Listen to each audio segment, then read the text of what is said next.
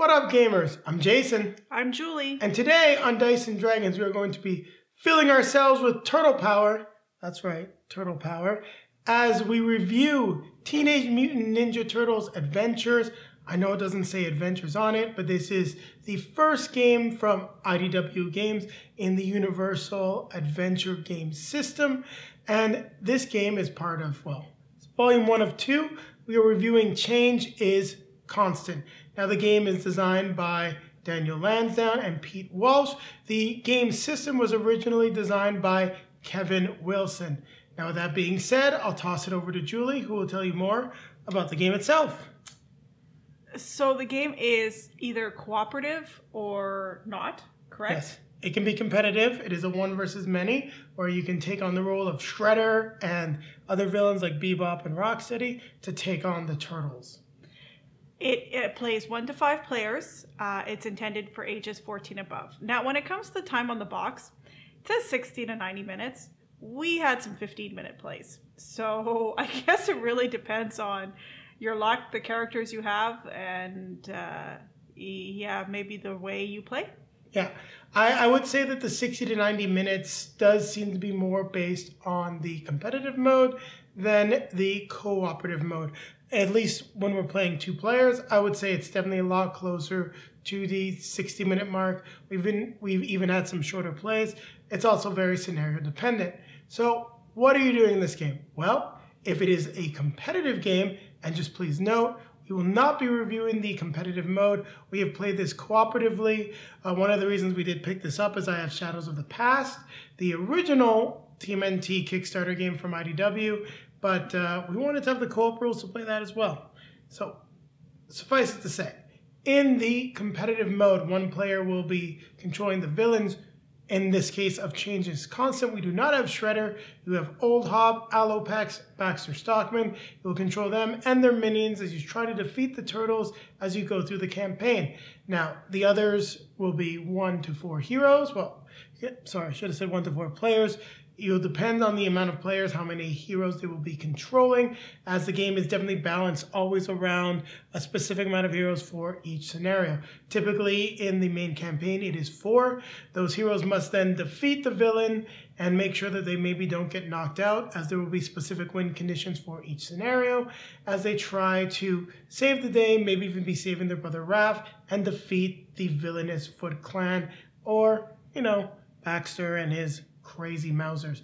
Now, you're going to be doing the same thing in cooperative mode, except there will be an AI that will be controlling the minions as well as the leader. So take a look at the rulebook for the cooperative rules, or stay tuned because that's right, we will have a how to play section with regard to the cooperative rules for the game.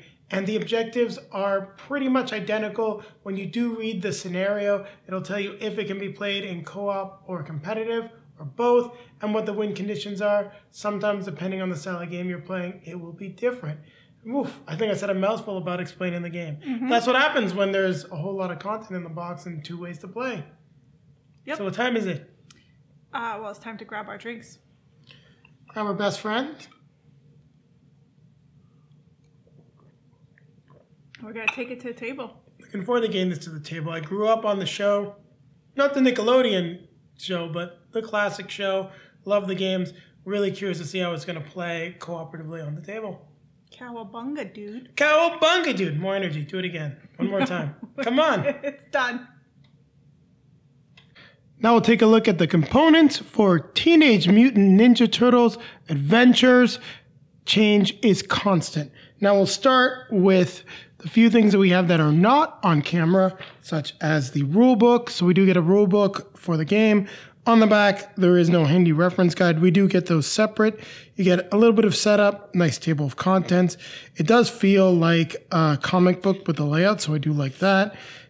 As you can see, nice overview as to what you should get in the game, explanation on the character card setups.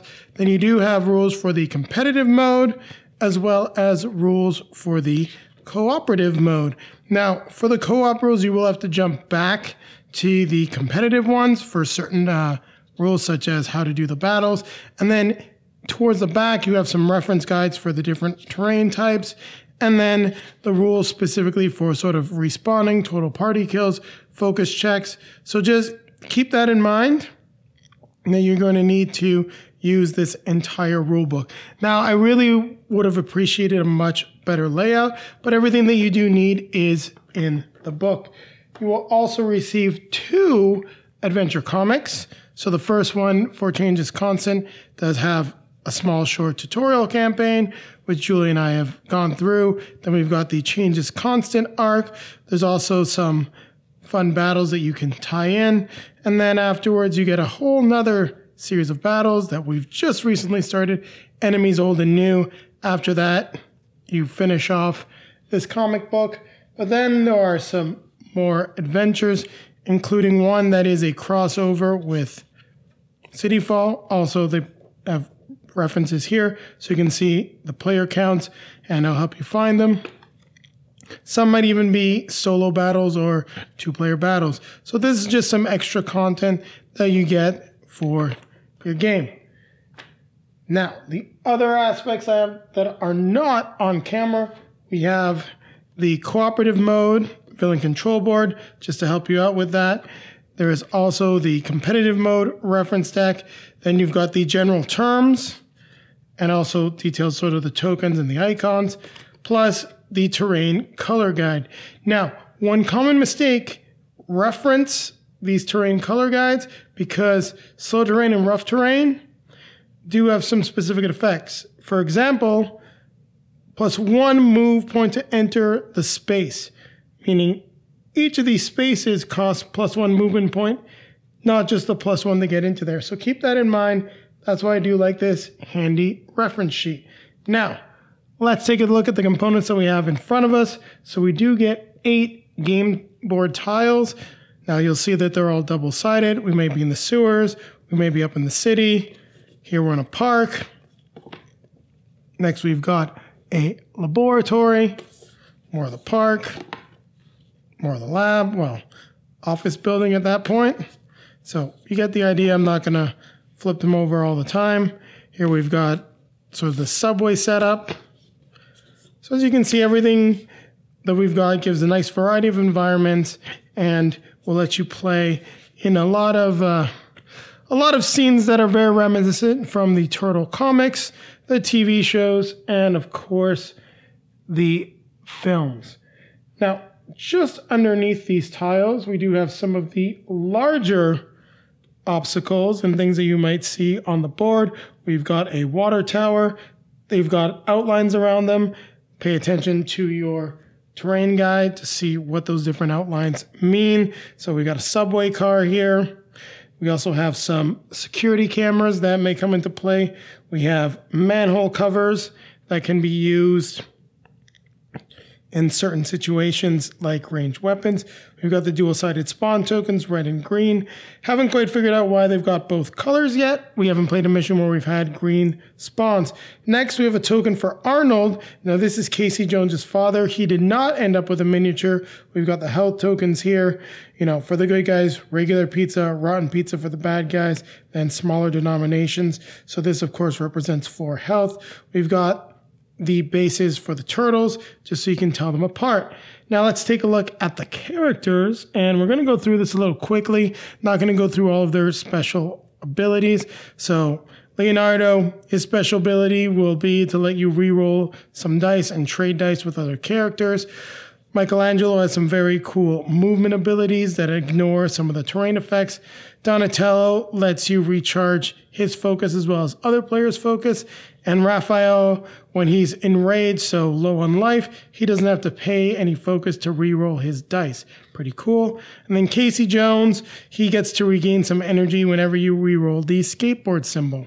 Next, we have Thug Brawlers and Thug Gunners. Pay attention. These are the co-op versions. You can tell here as they've got the AI rule set. They will tell you how their special ability works. For example, the Brawlers start with 2 initiative cards in the deck. The Thug Gunners will actually group up to try to shoot all, the same character, which will deal a lot more damage potentially. You can also see the attack type of the villains there. Now, Old Hob is a boss, so he actually gets more actions. And pay attention here because he may be able to do melee or ranged attacks. Now we've got the Mega Mouser. So haven't actually faced this character yet. Not going to talk about its special ability, but it does say they can be unkillable, so that's fairly challenging. We've got Baxter Stockman. We then have the remote-controlled Mini Mousers. Now these are tiny, and you'll notice we've got 3 of them here. There are 3 different sculpts. I'll show them to you in more detail, but there's some specific rules for tiny enemies, and you can have up to 3 of them in one space. So pay attention to that. They are in the back of the rule book. Then we've got the Foot Ninja, which have a very annoying spawning ability. At the start of their turn, more of them can show up on the board. And then lastly, we've got the Foot Clan Leader. So no Shredder and Chains is constant. We have Alopex, who is fairly agile and can dodge all attacks. Now, you'll notice that we have 2 of the villain cards. So all of these ones that we see here, we've already gone through, but these are for the 1 versus many competitive mode. So we've now covered all of the characters. Let's take a look at the miniatures. So here we've got Leonardo, Michelangelo on a skateboard, goes well with his ability, Donatello. I do like how his bandana is flowing. And of course, always in a bad mood, Raphael. Then Casey Jones. I really do like this mini. It really feels like the character. And I do like the vest, makes him a little bit more militarized. So it's pretty cool. Here we've got the Thug Brawler, the Thug Gunners. Although anyone knows you really would not be gunning someone down like that. Recipe to get yourself hit in the face with your own gun. Old Hob. Now here we've got Baxter Stockman holding some type of remote control device. Now we've got the different poses for the Mousers. Now, different sculpts just for fun. Doesn't actually change the effectiveness of any of these villains. Now, they also are robotic, and that may come into play depending on your special abilities. Now, here we've got the Mega Mouser, the giant one. This is one solid piece of plastic. And then lastly, of course, the foot. Here we've got their leader, Alopex. I do like the way the cape swings back with the tail. And of course, your foot ninjas holding katanas. So I've taken a look at the minis. Let's take a quick look at the cards. So each hero is going to have their own set of cards. We've got Casey's right here, Raph's. So Michelangelo, like the double chuck. Mikey makes 2 attacks plus 1. So we'll go over that when we get to how to play. But he gets additional dice. So all of these can be used multiple times. You're going to select a certain amount when you start the mission. And then you got something that crept in here. That's from the Stan Sakai pack. I just had it all started together. Sorry about that. So we've got Donatello. He's got a big spin attack to hit everything. He can take out machines, as I was saying. Special abilities, pretty cool. 10-foot pole, give him extra range. So everything that you have for your heroes, like I said, will be in your hand. You can play it. At the end of the turn, will go back into your hand. So think wisely when you pick those. And apologies, I'll just show this quickly. These are the cards for Usagi Yojimbo. Don't worry, we are going to be doing a review of the Stan Sakai pack. It's probably going to be coming out next week. That's why the cards were together. Next, we've got the villain deck, which I won't be talking about. But as you can see, all the villain types have their own different set of cards. You can tell by the art on them and then what's labeled at the bottom. So these are the type of cards that the villain will be using if you're playing 1 versus many. If you're not playing 1 versus many, these cards will not come into play. Then lastly, we've got the initiative cards. So as you can see, initiative cards, you'll get an idea of how many times each character will be played during a round. So Mouser sometimes twice. Villains like the Mega Mouser and Baxter Stockman only once. Heroes once. Thug Brawlers can come into play twice. Same thing for Foot Ninja and Alopex. As well as the Thug Gunner. This card decided to take a walk. So there you have it. Those are the initiative cards. Next, we've got dice. Now, we've got die for each of our characters, and the symbols aren't identical. You notice, like Raphael has a double shuriken for range. The other characters will only have a single shuriken. For example, Donatello's got a katana and defense.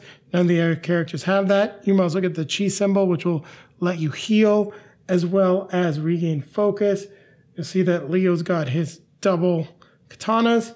And then Mikey's specialty is movement. So he's got the double movement, only character with that. And Casey Jones, well, he's also just a strong fighter. He gets the double katana. And these black die heroes, the battle die, there are 8 of them. And for each hero, they have their 3 of their own individual dice. So you may get hits, blocks, or misses. And then if you're lucky, the double hit. So those are the dice you'll be rolling in the game. Here we've got the focus token. Now heroes do share dice. And just to represent what die you're sharing, you've got all these tokens that you'll be using. So for example, if Leo rolls his 2 dice, the 2 heroes adjacent to him in terms of your player order. Sorry, I did I think a little bit of that off camera. So for example, if it's Leo, Mikey, Donnie, Raph, well, Leo will share a dice with Raph and Mikey. So we'll be using these. Now some, as you can see on the dice, we don't even have yet, such as the skateboard and defense and the shuriken and defense. That's because depending on the characters and some expansions, so if you mix in City Fall, you'll be getting those different symbols. So skateboards, defense, ranged, and melee. Now you've got the double-sided KO token. You also have the double-sided crouching token and hidden token. That means if you're in a space where, you know, for example, you've got green space, you can crouch, hide. There's some other ways to do that. This token is just a reminder that you get some extra defense or maybe out of line of sight. We've got doors. Then in terms of other tokens that are double-sided, fire and smoke tokens. Now, I did not take out all the different terrain tokens. There's just too many to show you. I've already talked, I think, a little bit too much about the components, so I'm going to try to wrap this up. You've got garbage bags, which is important because you can jump off roofs into them. Cars, fire escapes, which will count as both elevated and not elevated. Park benches, steam jets that do have an effect. We've got difficult terrain like closed barriers that you cannot end your movement there. Some raised crates, some basically walls or doors that are blocked, busted up walls. Once again, like I said, garbage cans or other areas that you can hide. Here we've got some tokens like a mutagen and a gem that may come into play, as well as objective tokens, which are double-sided, and maybe one of 3 colors. So there you have it. We've gone over just about all of the components for Changes Constant. The last thing is the round tracker. Now, taking a look at the winning conditions, sometimes this round tracker is very important. It's also used as a bookmark, so you can say, you know, who won, whether it was the villain or the heroes, as you play through the campaign. So, gone over all the components. Get ready because we're going to get all pumped up on Turtle Power and come back at you with our how to play, followed by our review of the game. As you can see, we're just about ready to start setting up the mission. But before we do that, there was a component I forgot to showcase. We do have ally cards that may come into play across the campaign. We've got allies such as Angel Bridge, April O'Neil, Master Splinter, Woody Durkins, and Harold Lilja.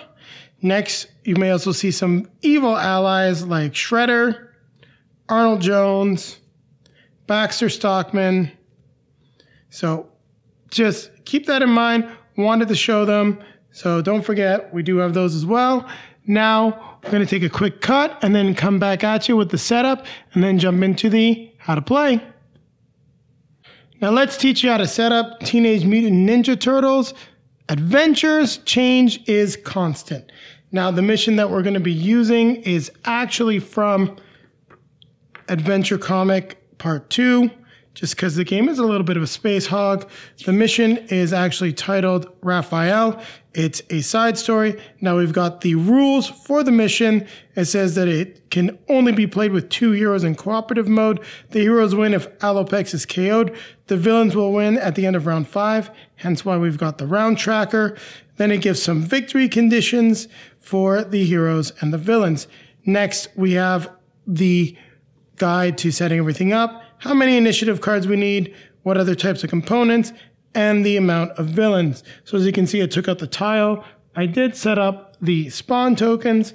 Now we will finish getting everything set up, as we do need to place the fire escapes, which will let us move up and down because this blue area is elevated. We need to place the sign. Alopex is hiding behind said sign. We've got 2 thug gunners in front of her. We have Casey Jones and Raphael. Next, we've got the thug brawlers. We then have 2 more thug gunners. We also need to place the AC units. I've got 3 of them out, but I only need 2, so we will get those on the board. I do have some other components present just off camera. For example, when we're sharing dice, as well as some life and health tokens. Make sure you want to keep those nearby. And then next, we have 2 brawlers. And you'll notice that we also have these 2 guys which don't go on the board.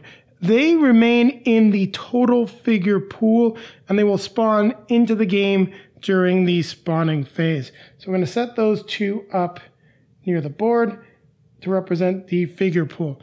Now, how do I know? It tells us the total amount of figures right here in the villain section. You notice there are no villain decks that are specified.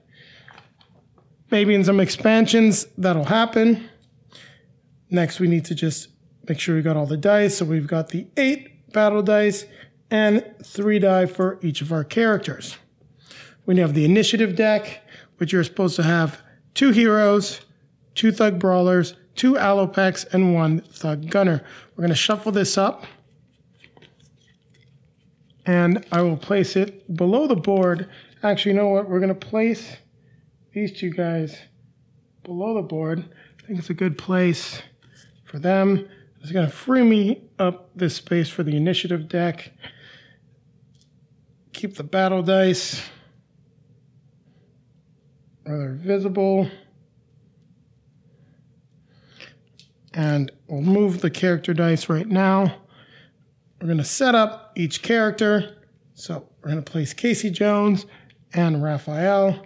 Give ourselves a little bit of room. Now each hero, we're going to go over their stats. So here you can see Raphael's movement, attack, defense, his skill cards, his starting focus, and his health. Now, for the health, we do have some health trackers that came as stretch goals that I typically use. I'm just going to be using pizzas to count down as they take damage. We will set up his starting focus, which is 3. I'll slide Casey up a little bit, and got plenty of room to slide Raph down. Casey's got a starting focus of 2.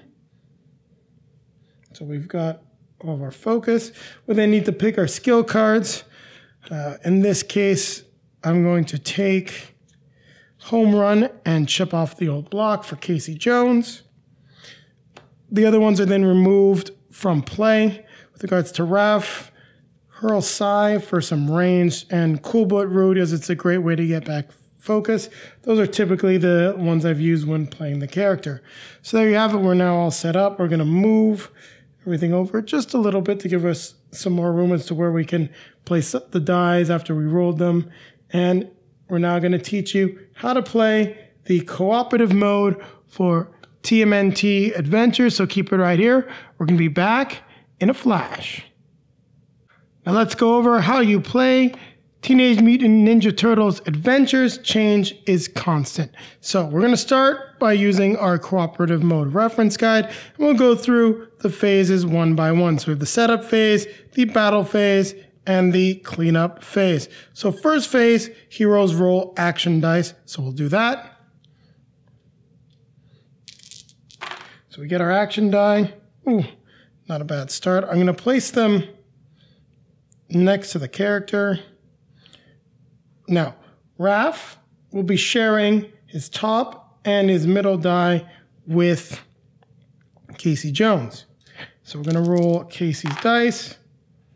Casey gets a skateboard. This would trigger a special ability for healing. He also gets 2 chi symbols. Pretty cool roll. Now when you roll a chi, you may either, if you have spent one, regain a focus. You can take a battle die and roll it. As long as you get not that symbol, you would heal however much health. So bad luck, but you could heal 1 or 2 health whenever you get the hit symbol. Now you can then flip it to any side that you would like. In this case, I'm going to shift it over to ranged. We've got some people I'd like to take out at ranged. Casey is actually going to flip one of them over to a skateboard and one of them over to a double katana. Now we've got tokens to represent what's being shared. So Raph is receiving 2 skateboards, whereas Casey is receiving a single katana as well as a double shuriken. So we'll place those there. And we've got the 5 different action dice that they may spend. Now the next thing we need to do is we've arranged the action die, which was step 2. We now shuffle the initiative deck, and then we're going to proceed to the battle phase. Now, what are we going to be doing in this battle phase? Well, in order to figure that out, I have the villain cards. I did not show them in the setup. I do have them off to the side. I'll be showcasing them when they activate. Don't have that much room here. So as you can see, we've got Alopex, the Thug Brawler, and the Thug Gunners.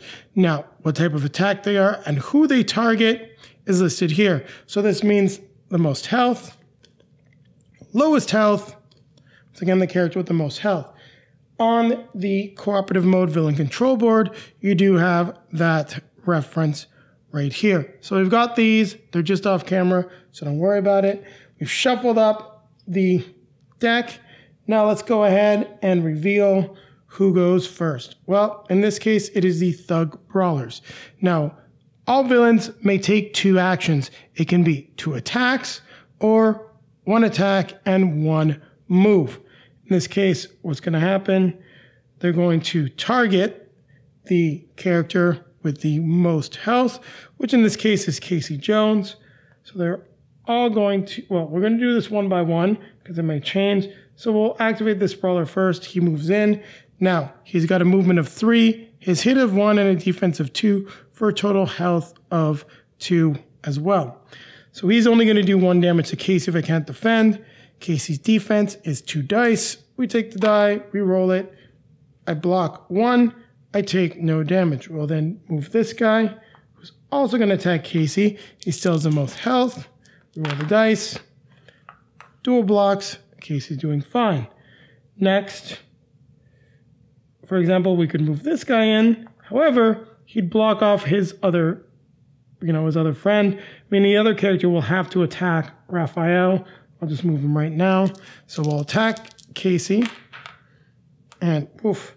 No defense. Now I may choose to spend a focus to reroll the dice. It's not a strategic move. I'm just going to be using it as an example.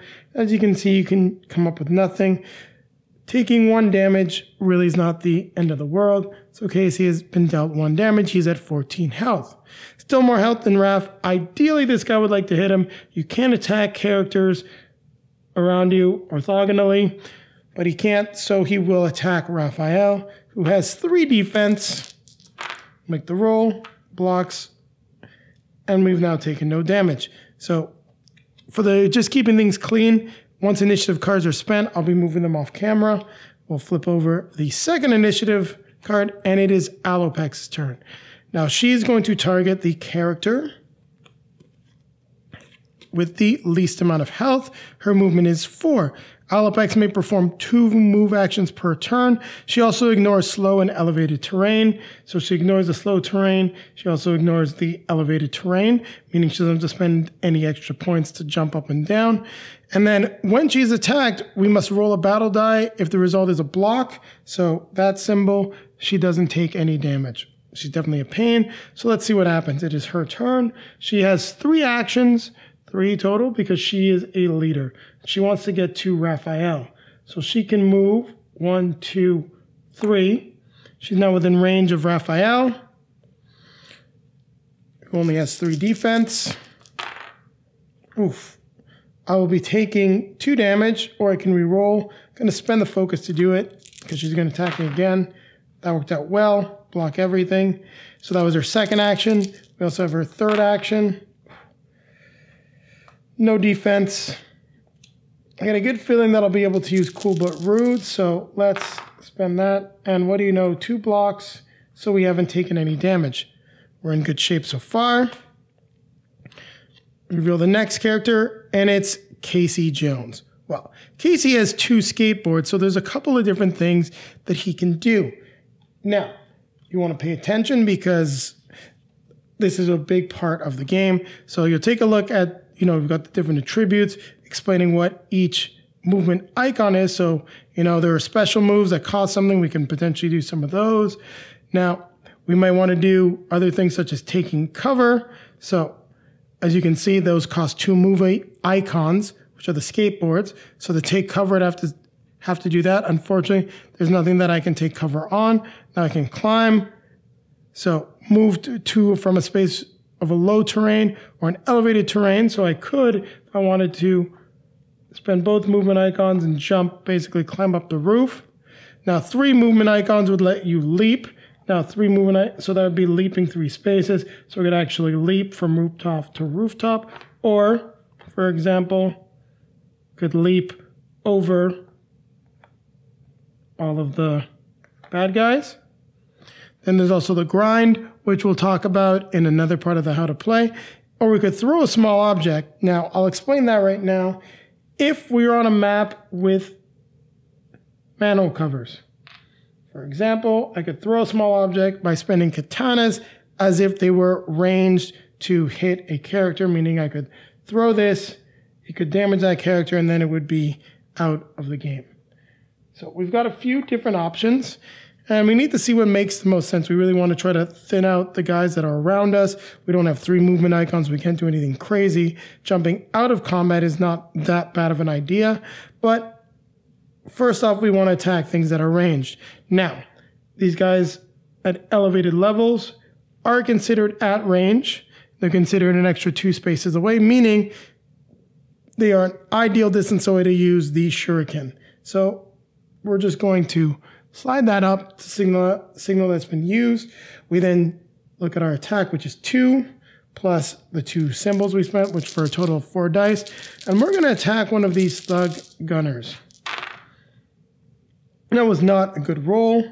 When we take a look at the thug gunner, they have a defense of 2 and a health of 1. So not even close to hitting there. So we're going to actually spend a focus, reroll. So we've beaten their defense. We got the 1 hit on them. So this guy now goes into the figure pool and is off the board. Now the next thing I can do is a melee attack. And because I've got enough swords, and I'd like to showcase a special move, we're going to use the home run ability with my last focus. What that means is that I get to make, let me just double check. I don't think I can spend my last sword. No, I cannot. This one will stay. So what happens here? Actually, we're going to do this a little differently to be more strategic. First, I'm going to make an attack because I can't boost this ability with other icons. Sometimes you can. So first and foremost, I'm going to attack that brawler that is right in front of me in the way of me and Alopax. So I spend 1 icon plus 2, that's 3. So I get 2 hits on him. It's not good enough. It's tempting to spend this, but not going to. Just not a good roll. And before I forget, we want a round tracker. So we'll mention we're at round 1. Next, I will try this move off. So it's a melee attack plus 2 for 4 dice on that brawler in front of me. And unfortunately, I didn't get to do enough damage. At this point, I only dealt 1 damage to the thug brawler. Now, if I'd succeeded, or if I happen to have another focus, so let's just see if I'd rolled again, what would have happened?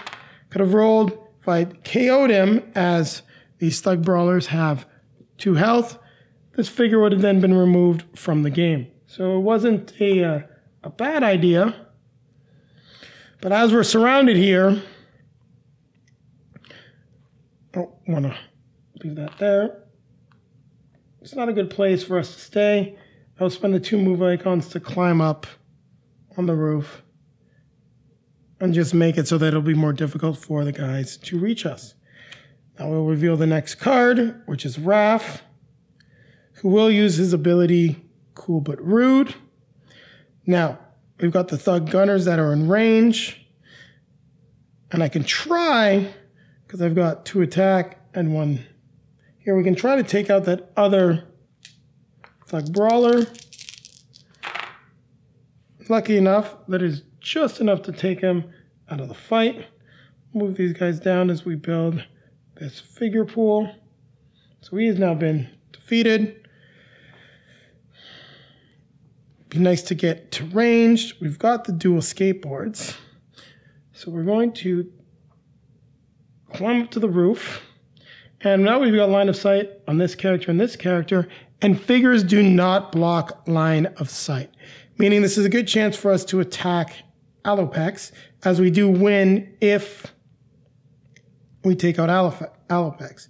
Now, as I said before, earlier, I was going to use Cool But Rude. So this is an effect. I cannot spend focus, but each time I KO an enemy, I do regain focus. So I've got a total of 6 dice. Hopefully it's a good roll. Alopex has 3 defense. So it's not a bad roll. We might do 2 damage to her. We do have to trigger her special ability, Agile. Let's roll a dice, see what happens. She does not evade, so she will take 2 damage, bringing her down to 11 health.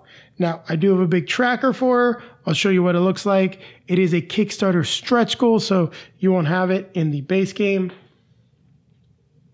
They look like these are on pizzas for the villains, so her health is set to 11, and I'm just using that to track what's going on. Now, that is the end of Raphael's turn. Then reveal the next card, which is the Thug Gunners. Now they will attack as a group the character with the most health. Currently that is Casey Jones. Now their special ability says that their shots do not weaken within the first 4 spaces. They are ranged though, so this guy technically can't attack because range attacks need to be made actually at range. So you will have to make a disengage action. We didn't talk about that, so we'll go over it now. When you're next to an enemy figure, moving away from them, if you're not doing a special action like climb or leap, does cost an extra movement point. So for example, if Raphael wanted to move away here, this would be 2 movement points, meaning that you could not go into this terrain location because it would also cost 2 points. He doesn't have enough movement, so he would have to go 1, 2, 3. That sort of be the max movement. That doesn't really affect the guy here. He just wants a little bit of range. He disengages. Now, I might be making a mistake in terms of disengage for villains, but I do believe that it still applies as it talks about those effects when you're next to enemy characters. So he moves back and get range. These characters all have sights on Casey Jones, who's got 2 defense die, and the way their damage stacks, they do a total for all of the people shooting at you, meaning Casey's trying to block 3, which I can't do, but maybe I can block at least 2. I block 1 damage, so I will take another 2 damage on Casey. Next, we get the Thug. Well, that would be the Thug Brawlers. We've got Alopex, who always targets a character with the lowest health, which is now Casey Jones. So she will leap up and move into melee range. Remember, you can always tell what the character is going to do by the symbol. She now gets 2 attacks on Casey. Casey blocks 1. Casey blocks 2, meaning he takes another 2 damage. So he's got a total of 5 damage on his character. Now, lastly, we're going to get the Thug Brawlers. Now, this one here can make a move action, a climb action. Now, in the rules, a climb action for villains does take 2 actions, so that's all he can do. Now, this guy will not be able to get up there, but he targets the character with the highest health. Well, actually, so there's this guy. So when it comes to the AI, we got to think about it a little bit. So Raph's got the most health right now. So this guy would move up. This guy's going to try to get to Raph. 1, 2, 3. And technically, within line of sight, so currently he does not have line of sight on Raph. He's not adjacent. Actually, he does have line of sight on Raphael because he's on the edge. If Raph was here, he would not have line of sight and would not try to go after him. So he's going to try to go after him. And don't forget, villains can only move once unless they're a leader with special abilities. So that would be the first round of the game. We then slide the round tracker up. We will then retake any of our special abilities that are played. And we go back through starting phase, but the last thing we need to do is we need to spawn villains. So we have 4 spawn locations. We can only ever spawn a max of 4 villains. We take the figure pool and we round it up, meaning in this case, as we're rounding up the guys that we need to place a thug brawler, and we place it closest to the heroes. We have a choice. So this space is 1, 2, 1, 2. So they would actually spawn near Raph.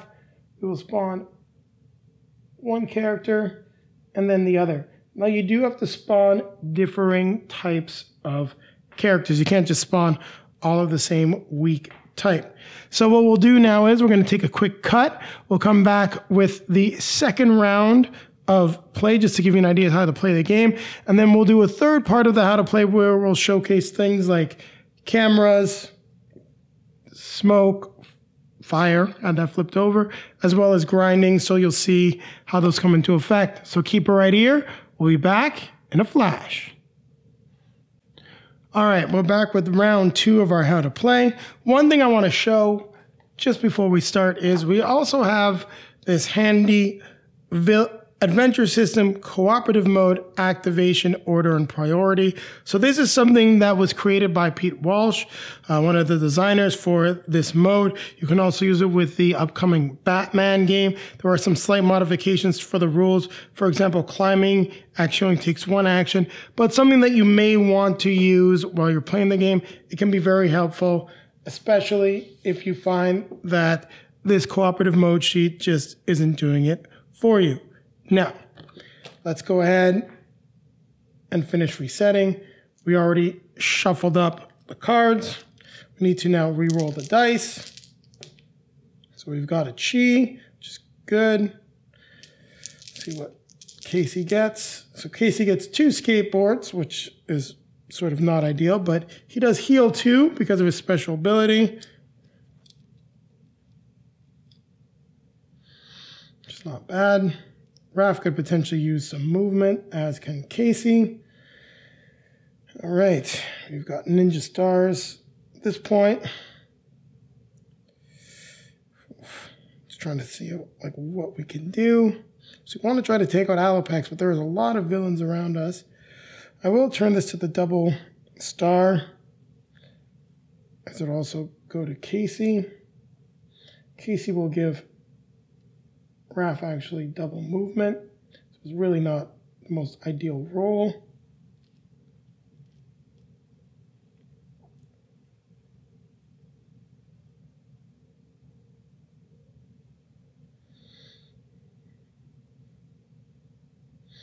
And we regained one of our focuses.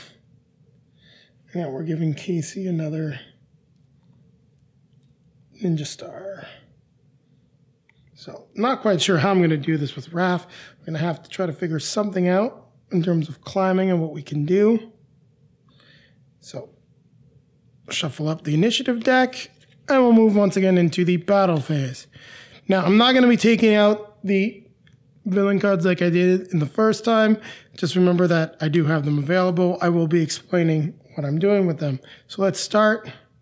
We do start with Alopex, who's going to attack Casey Jones 3 times. And this is where things can get very punishing. So we've got no focus, can't re-roll, but luckily we defend both. Defend 1, defend 1, meaning we take another 2 damage. We're back to where we were at 5 damage. We can go now, and it's Casey Jones's turn. Well, we want to definitely move away from Alopex. We can't like leap across the roof, which would be pretty cool. But when you leap and stuff, it can only be in straight lines. So the first thing we're going to do is just make a disengage action to move 1, 2, 3. We're now able to make a massive ranged attack on her, which is going to give us a total of an extra 4 dice for 6 die range attack. Remember, I can't make that attack if I stay close. Hopefully we get a nice big hit. And oof, that was just not good. So this is when keeping your focus and things like that is a big part of the game. So you don't necessarily want to spend it too early, kind of like I did. So in this case, that attack is a failure. And you know what? We want to just get away from her as much as possible. So we're going to move 1, 2, and 3 just to try to get down. Also move away from the gunner. So that's Casey's turn. Not a great turn at all. Really wish I could have re-rolled. Well, Raf's going to get to go. So at this point, he's got nothing but range attacks. So we're going to just slide these up. We're going to leap down because Alopex is within line of sight, but she's considered to be within 3 spaces away, meaning we are just out of range of a very solid range attack. So we'll have to decrease it a little bit. We're going to lose 1 hit, but we do get to roll 5 dice. So that's not bad. I will spend the focus to re-roll. Actually, before that, we're going to check to see if the roll even hits her. So you see this? She made a roll. She actually deflected everything there. So that is actually really the end of Raf's turn. Even if I wanted to re-roll, it wouldn't do anything. So unfortunately, Alopex is still going strong. You can see how this mission can be difficult as we have to beat her by round 5, but she's dodged just a ton of damage right there. Now, one thing that does say is you may spend focus to re-roll dice when attacking or defending. It is not clear whether you can re-roll Alopex's dice, but for the sake of the game being difficult, I would say that you cannot re-roll it. So that's the end of Raf's turn. We do get the Thug Gunners that are all going to just shoot at him. This guy can shoot through the figures, so that's going to be 4 of them. Raf actually has 4 defense this time because we've got the defensive shell. And we will spend a focus. We do block 2 of them, but do take 2 damage. Meaning Raf's now at 11. So we do get Alopex, who is going to rush at Casey Jones. 1, 2, 3, 4. I'd say she'd just jump off the roof because she's a melee character. So that would be a range attack. She definitely needs to get down there. Unfortunately, she's not quite far enough away. The reason that we did not say in the fire escape is that it's considered both high and low. So we'll then roll Casey's defense. Block 1, block none, taking another 2 damage.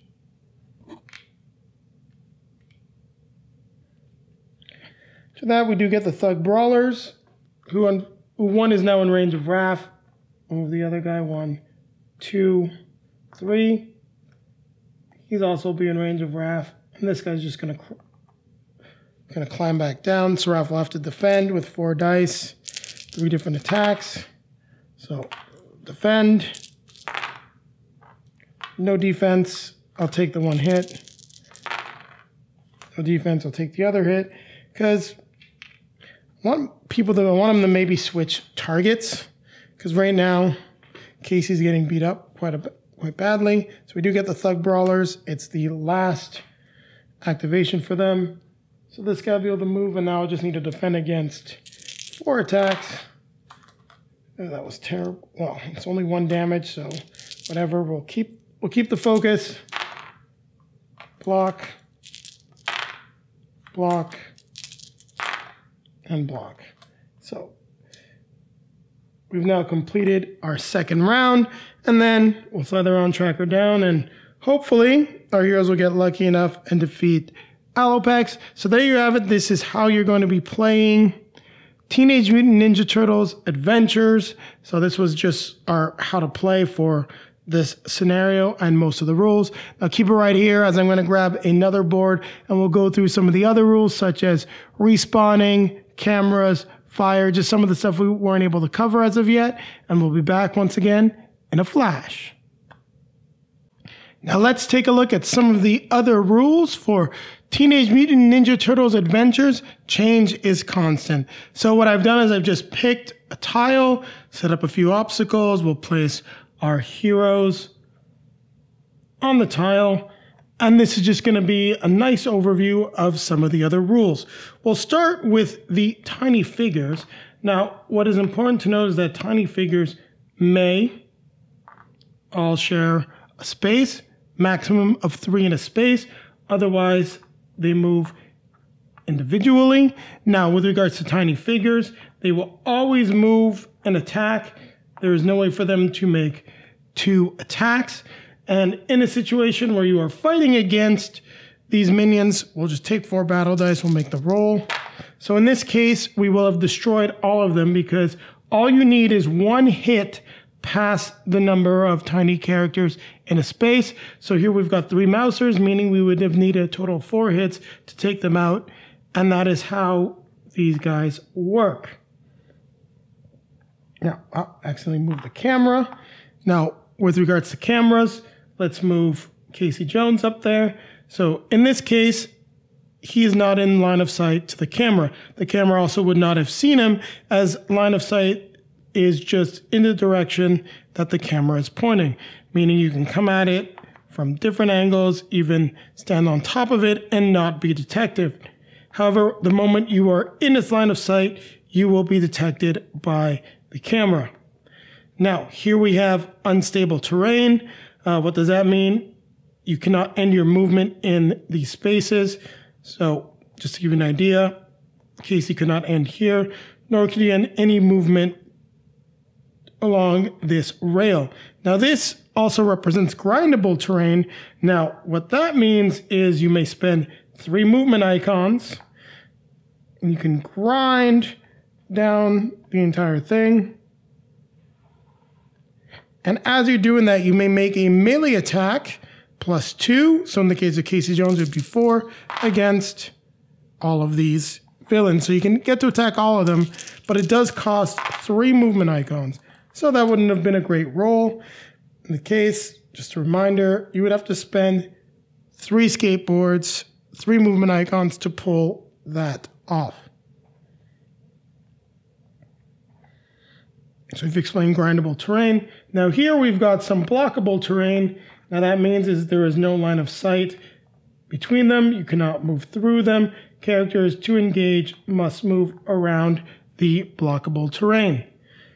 Next, we've got the steam, which is the obscured terrain. Now what this does is it means it's going to be more difficult to hit. So you have to spend extra icons in order to hit into that obscured section of terrain. Now, in our plays, we have yet to run into it, but that's just the way that it works. So, for example, I'm just going to take the rule book out just to be clear on it. So any strike made into or out of obscuring terrain costs twice as many action icons. So it's twice, not just 1, 2 times, meaning you would need to spend a double katana to attack in there, which is not all that fun. So that's how that terrain type works. You may also have harmful terrain, where if you're in a fire or your enemy's in the fire, they will suffer 1 unblockable hit. And it's a great way to maybe kill them off and get them out of the game. Now, just put these gunners back in case I need them. So we've covered these pieces of terrain. I will now move them. We'll also take a look at just the computers, how you can maybe interact with those. It's not a great place. I'll just put it up here. Not the best place. We also have some covered terrain. Now, if you wanted to hack a computer, you'll need to find out what its focus check is. You'll find that out in the mission. To do a focus check, you take your maximum amount of focus, you'll roll battle die equal to that, and then you have to get the right amount of successes. So you can see from Casey's focus, he's not going to be the guy you want hacking computers. Raph could try. His focus check would be 3. Now, if the focus check for this computer was 3, he would have then passed. So that's how you go about making focus checks in the game. You also must spend the die to do it. It cannot be a die with a shell. It has to be a die with any other type of icon. Shuriken, skateboard, single shuriken. It won't be the chi because you will have picked an icon, or a katana. So any other icon, if you're playing Donnie and Mikey, their specific icons work as well. That's how you execute a focus check. Now, the next thing that we have, and I put on the board, is the cover. So when you are adjacent to cover, you may spend 2 move icons to get a bonus. When you do that, you can take one of these in cover icons to make it look like you're hiding behind a wall, or you've crouched down. You can do this behind things such as cars as well as garbage cans. Now, if you actually move on top of a garbage can, you just get an extra defense from being on the garbage can. And taking a look at everything that we've got, we've covered just about everything right now. The last few things we're going to talk about are going to be how you can handle passing off items, as well as even potentially throwing items to other characters. You can even pick up wounded players as well. So let's move everything off the board. And just before I forget, with regards to these red spaces, these end movement. So even if you've spent, you're right next to it, you want to move into the space, any red space immediately ends your movement. So now let's talk about picking up items. If there's an item you have to pick up, and currently I did not keep out any item tokens, we'll use the manual cover. Let's say you want to pick it up. Now, you can't do this in the actual game. It'd be more something like a gem or maybe a canister of ooze. You can pick it up, put it on your board. That is a free action. Now, to exchange it with another player, it will cost you 1 katana.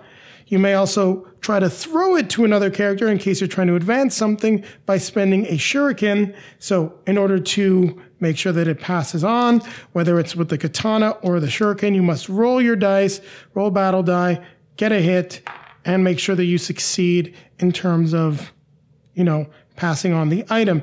Now, enemies, if they happen to be in the path, for example, and you're throwing an item, they may try to intercept the item by also rolling battle die, and if they succeed, they will be the ones that then end up with the item. Now, all of these are covered in a little bit more detail in the extra rules section of the book, so I just want to showcase that. This really is more of these extra rule breakdown. So this is on page 38. You can see carrying items, handing off carried items, throwing carried items. So for example, with throwing, you got to get an equal amount of hits for the number of spaces. So there's enemy figures as well. So just keep that in mind. So for example, a figure next that is 4 spaces away and next to 2 enemy figures does say you would need 6 hits. Here's the details about how you could potentially have them intercepted. So that's just going over that. Now, the last thing is we need to talk about is carrying, potentially down characters, moving them with you. To do that, you need to spend basically all your movement points, so all your move icons. So, for example, let's make a roll with Raph. That wasn't a great roll, so we'll just set it all to movement. So if we had 9 movement points, we can pick up Casey Jones, and we can move with him, but it's going to cost all our movement points. And as we move together, it's going to be an extra movement point per square that we're moving to carry him, as we are now encumbered. Those rules are also marked down on page 38. And then the last thing is, how do you revive a downed character? Well, when you're downed, you're going to verify the rule book, and you're going to likes to open to that page. So when you're taking a look at, I believe it is page 36. Yep. We can go through the awakening rolls. So you would roll battle die equal to your defend attribute. So +1 die per defense icon on your action die. So don't forget, you still have to roll your action die. And then you will also get negatives. So -1 die per adjacent villain minion, -3 die per adjacent non-knockdown villain leaders. And then you have to regain life equal to at least half of your health. And then you'll be able to awaken and get back up. So, see this is what it says right here. If they have accumulated at least as much life as their awakened attribute, sorry, it's not half their health, it's almost half their health. It's the awakened attribute, which is the lower part on their card. So as you can see, it's 8 for Raph, 9 for Casey Jones. Now, let's just make an example of what would happen and how difficult it could be. So let's say we're surrounded. Hopefully Raph doesn't go first at this point, but we'd roll the die. We got no defend attribute, so we have no bonus, so it's equal only to our focus attribute.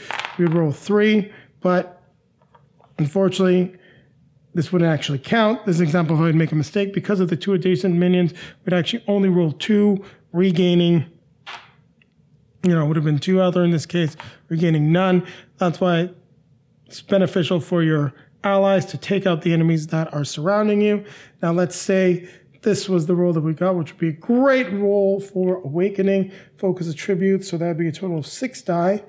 Now we'd subtract 2 because of the guys around us. Let's just take this die off the board. We roll in this case, we'd heal up 4. Now, if this was our second chance, maybe it would get us up to 8. But in this case, we're still off to a good start. We will have regenerated 4 health and are halfway to getting back into the fight. So there you have it. We've covered just some of the extra rules that aren't in the real battle and movement section for changes constant. And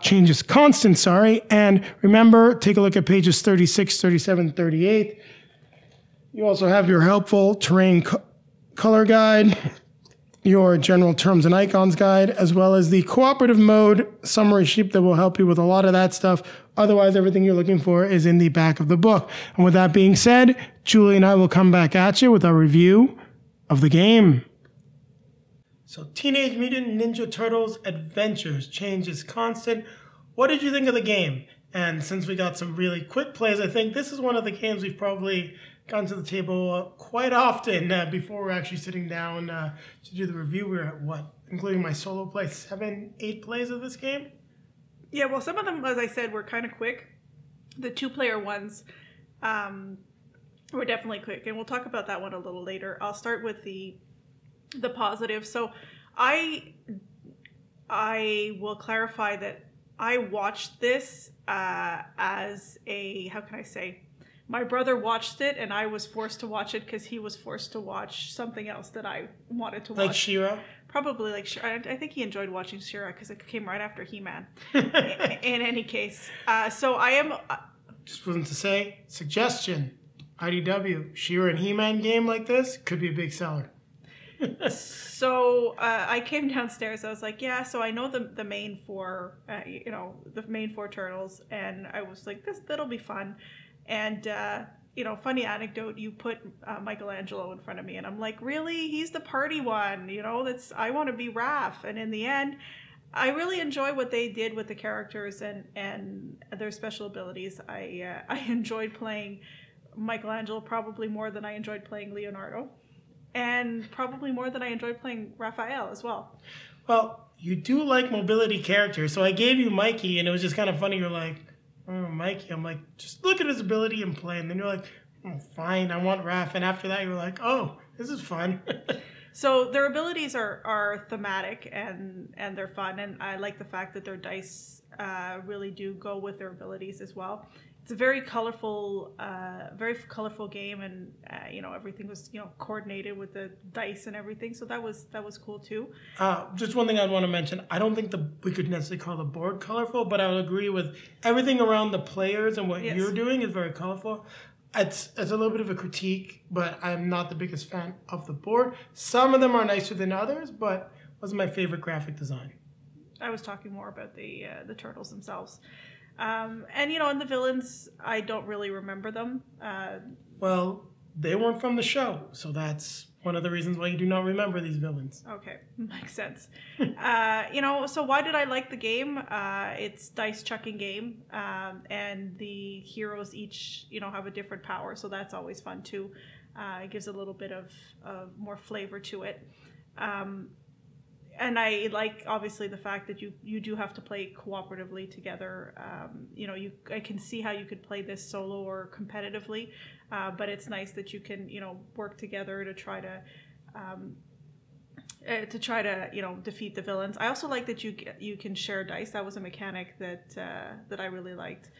So there's a little bit of helping each other out as well. And I was hoping you would mention that, because otherwise I was going to jump in.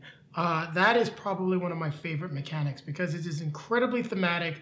I mean, you think about the Turtles and some of the greatest, videos, episodes, I meant to say videos, should have said movies there, of the show. I really like the CGI TMNT. One of the reasons for that is with them all fighting as a team, working together, and the game does capture that aspect very, very well, that these are brothers, well-trained, they're a well-oiled machine, and they need to rely on each other in order to succeed.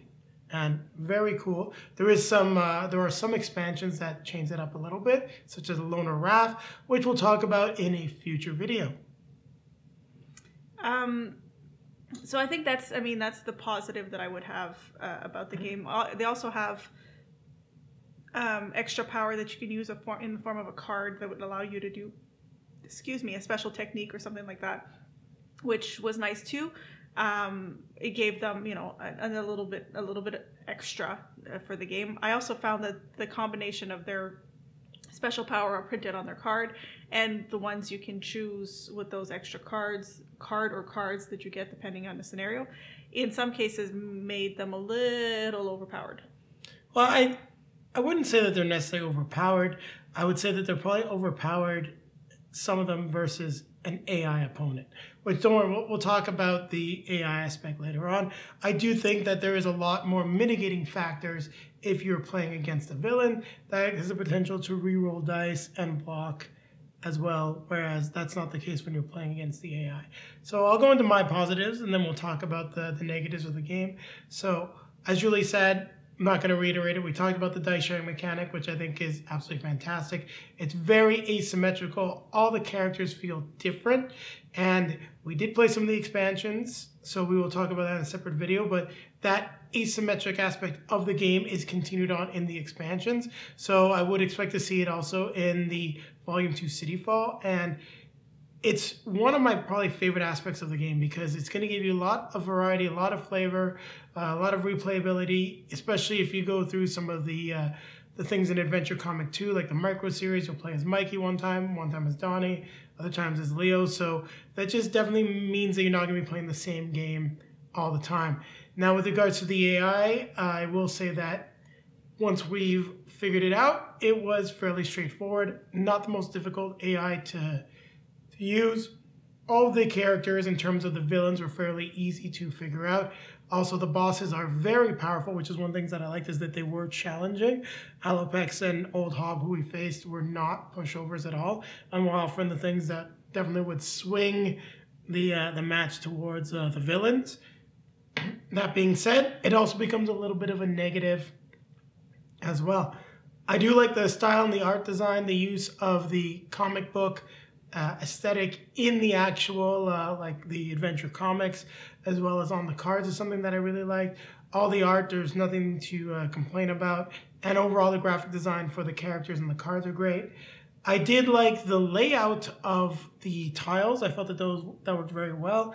And one of the things that we didn't talk about that I do think, despite it not being as clear as I would like, is the different movement options that you have in the game. Being able to leap over villains, the way you have to disengage, the different elevations, and how line of sight works from being, elevated on top of a car, on top of a building, is something that we don't see often in many games. We did see it in Gotham City Chronicles, which we have yet to play together, and we've seen it in Cine Tempore, but a lot of the cooperative dungeon crawlers that we've played, such as Descent, Imperial Assault, they really don't have that elevation aspect in too many of the scenarios, or it's very minuscule part of it, where this is present throughout all of the game. And it was very cool to be the Turtles, as we did in one scenario. It was partially because of the expansion, being able to just leap over all the Foot Clan guys, well, not Foot Clan, these were just regular thugs, and go after the boss. So very cool, and there's just so much that is really fun about the game. And I think the last thing I want to say, and I think you'd agree with me on this, is that you can pretty much play this with just about any ages. The mechanics are simple. It's easy to figure out. You're rolling dice. You could play this with someone that's probably 5, 6, 7. They might need a little bit of help in terms of what's power they need to use, but in terms of what they're actually doing, just moving their turtle around, rolling dice to attack, it's very accessible. So that's one thing that I have to give it thumbs up for. I think we've maybe moved a little bit beyond games that are as accessible as this, but that being said, I don't think it's going to find its way out of the collection due to its accessibility. It's actually something that'll probably keep it around. Yep. So from a negative perspective, I guess, if we're ready to go there, it was, and I think you just touched on it, it was a little easy. And I would say, at the end, a couple of the different campaigns we played almost towards the end. We played a few more just to make sure we wouldn't do a review that would be based just on that. Those last ones where we played 2 players. Well, not 2 players. Excuse me, 2. Well, we only played one with 2 characters. The other one you're talking about that you found fairly easy was against 4 characters and then the Mousers. Yeah, so a couple of different campaigns were so easy. There's one that we did that the 4th turtle, which turned out to be my Leo, never got to even attack. So the one thing I do want to preface this about it, and I think it's a perfect lead-in, we were using one of the expansions, so we could get a nice review of that as well. We were playing with the Stan Sakai expansion, which gave everyone that started adjacent to Leonardo an extra die, meaning we started off surrounded, but with a whole lot of dice and with a crazy amount of movement that we were able to literally jump over all of the Foot Clan and attack Old Hob, and we got some crazy good rolls. That being said, 3 characters took out Old Hob, and the win condition was defeat Old Hob. If the 4th turtle had activated, we definitely would have won, but in the first scenario, there wasn't even a question that we were going to win. So we got to take that into consideration. Not all enemies are made equal, and not everything in the game is balanced around the different expansions and things like that. And that is definitely a little bit of a negative. I couldn't believe it. We probably took me, longer to set up the scenario than it did for us to whoop on the boss. So there was a couple in the middle there, and they weren't all expansions. There's a couple that were fairly easy. Well, the Mousers, that was the other thing that I was going to say.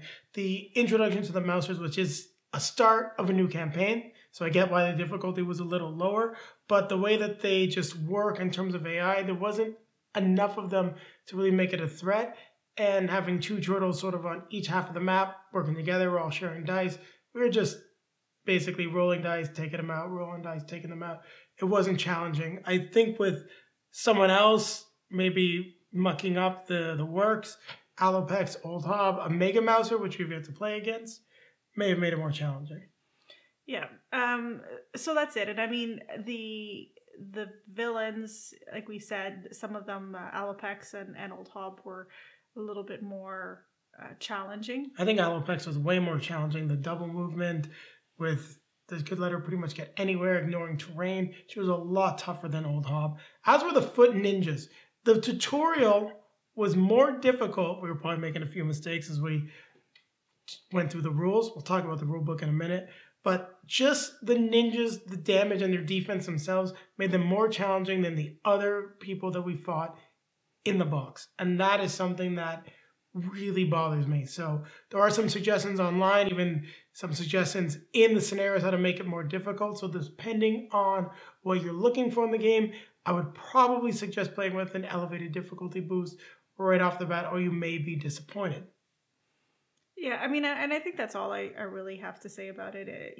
I wouldn't really harp on a game for not being complex enough. I can see its place in a collection, and it's got a time and a place if you're looking for something that's not too much of a brain buster. No, and the last thing I do want to talk about, and this is for me a negative, is the layout of the rulebook. And for those of you that watch the How to Play, perfect example is during my How to Play Part 3. It's timestamp down below. You can just jump back if you skipped it, just see our review. Is the rules aren't all concisely put in one place. They're a little bit all over the place. You get the competitive rules, then you've got instructions where to jump back and read this section of the competitive rules. So there isn't a clear, nice, clean layout. There's a whole lot of rules for focus checks, spawning, and everything else that is sort of generic in the back of the rulebook. I almost think the best thing would have been for them to lay out combat, movement, and talk about the other rules that were specific, and then take everything else that was sort of like AI controlled and competitive and put them in separate sections at the end. Instead of going through a setup, maybe just show a standard board setup and then do the stuff later on. Apologies for the quick fade. We actually ran out of juice on the camera because we were doing such an in-depth review of this game. But as I was saying, it's just all about technical writing when it came to the rulebook. It's one of the things I think could be laid out better. They actually did release, and it was shared on the IDW Universal Adventure game system. I'm drawing a blank on how the Facebook group is worded right this second, but you can find some links, and you can also go on BGG so Board Game Geek, for some advanced flowcharts that should help you with regards to AI activation and movement, what you should be doing in terms of climbing and how they can attack. As in the TMNT rulebook, it does say that climbing takes 2 actions, meaning that's the only thing that a villain can do. But in the advanced flowchart and how it's being presented in the current Batman the Animated Series Kickstarter, is that it will only take 1 action to climb. So there are some revisions being made to the cooperative and the AI system. And that being said about the rulebook, though, it still wasn't overly difficult. It just wasn't the clearest and most pleasant experience. And looking up rules was definitely a bit of a pain in the butt. But I do like the amount of rules because it does add a lot of flavor in the game in terms of what you're going to be doing with the different terrain types and things like that. And well, it may sound like I'm saying there's a lot of rules in the game when we were just talking about how it's simplistic. It's just a lot of things to remember as you're learning the system and getting started. But I think we've now covered everything we wanted to on Teenage Mutant Ninja Turtles Adventures. Change is constant. Julie, what is your review score for this game? You might be a little surprised or a little disappointed, but I'm going with a 7. No, I'm actually not surprised or disappointed because I'd actually give it a 7.5. And I'm bumping it up a little bit, not going to lie, because of nostalgia. How much, I'm not sure. There's also some elements that I really like about the game that we've yet to experience. The ability to mash this all together with City Fall and have some crazy like 6-player cooperative missions and things like that. And then you can also mash this up with Batman the Animated Series one that's forthcoming. So I do think that the game is a lot of fun, and I just like the theme. When I'm playing this, I hear like the old school Turtles music in my head. I'm reminded of playing the beat 'em up games. He does. He sings it out loud. Teenage Mutant Ninja Turtles. Teenage Mutant Ninja Turtles. Okay. Teenage Mutant Ninja Turtles. Heroes in a half shell. Turtle power. You brought that on yourself. It's a good thing this isn't live because you'd have people tuning out. Actually, there might be people tuning out to the video anyways. So we need a little bit of humor there. That's why I did the first line, only 1 line. So that being said, 7.5. It is a solid game. It's just one of those things where you're, people that like Deep Madness, a crazy hard cooperative dungeon crawl experience, unless you're in the mood for something lighter, probably keep this on your shelf instead of bringing it out in front of them. However you want to play with, 11, 12-year-olds, have a great time. I don't think it's just for young kids. It's also for people who aren't hardcore gamers. I was kind of going like the top and the bottom end of the spectrum, but yes, you can. Because you're making it, to me, you're making it sound like, play with kids and that's who's going to enjoy. I think, people our age who, or maybe a little younger than me, who did watch this will enjoy it. I mean, and I'll draw parallel to X-Files. I liked X-Files games a little bit more than you did because it's just my game, right? It's just my show. Yeah, but I didn't dislike Legendary Encounters X-Files. It's the other X-Files game that has balance issues that I really didn't like. Okay, we're off topic. I think It's now time to remind people that they can like, comment, subscribe, and hit the bell to be notified when we have new content. Also, down below in the video description, you can find links to all of our social media feeds. Facebook, Twitter, Instagram. So if you want to see pictures of us playing a whole bunch of TMNT, well, there's lots of those. Yes, you can find a lot of those pictures there. Also popping up in front of me will be links to our most recent video, as well as links to the unboxing of the whole Turtle system for the moment, and eventually I'll probably link you to the review of Cityfall when we get that done. And with that being said, don't forget that we need to, almost forgot. What? Grab our drink, yes. Grab our best friend. Is there a turtle? Something I don't know? We gotta keep playing games. I was going to say something different, but keep playing games, and Cowabunga says it all.